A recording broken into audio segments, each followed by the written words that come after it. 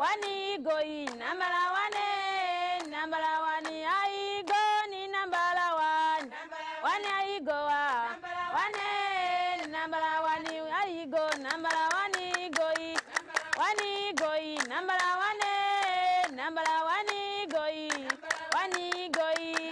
Dzina langa ndine Janet Beni, ndi zaka 31, ndimakhala kuchikoka kumkuno kwa Ngabu mudzi mwa Malimi 2.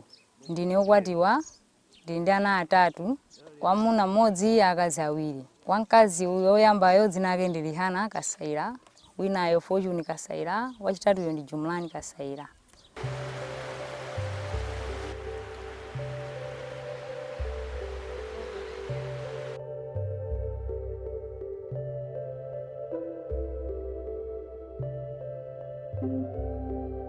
Munthawi imene ya mafulazi chimene chimasowekera kwambiri pa moyo wanga chinali chakudya. Chokudya choti tizidya mwina mama masana madzulo chimavuta. Mapeto ake timadya mwina kamodzi pa tsiku. Ineyo kuguluku ndinapitako posilira azinzanga amene ndimaona kupita kugulu. Amatukuka kumakomo kwawo imene amachokera. Zambiri amatha kuzipeza chifukwa kuti amapita kugulu. Ndiye inenso ndinachimva kuti nane ndikayambe gulu. Ndipo ndinayambadi gulu.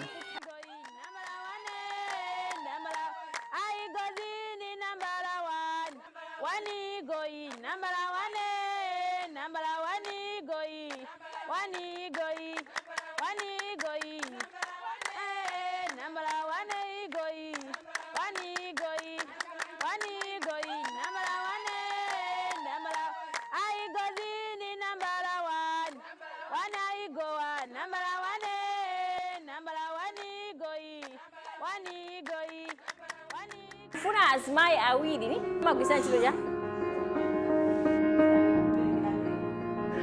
iyo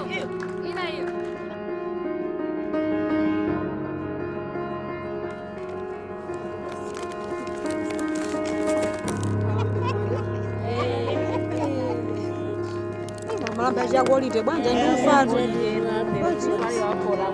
basi.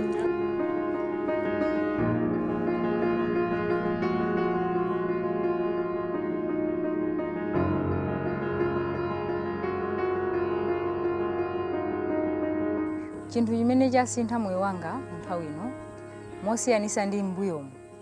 Panopa moyo wanga umakhala mosangalala, ana anga amapita atadya ku sukulu, mama wa kumwati wa buledi mpaka pinati chifukwa cha gulu.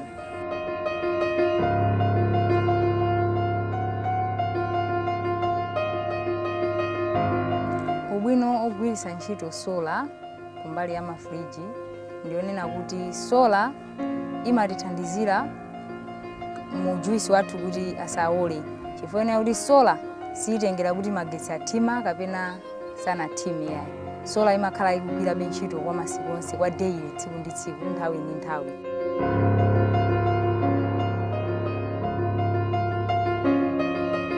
Banja anga panopa imakhala mosangalala ndipo ndimatha kupezeka ndi ndalama yanga pathumba. Osati sikuyendera kupempha abambo iyayi. Nimapezeka ndi ndalama.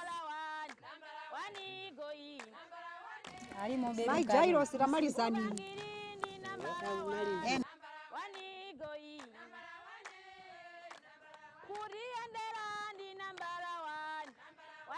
Goi nambala wane nambala wani goi wani goi nambala wane nambala wani goi wani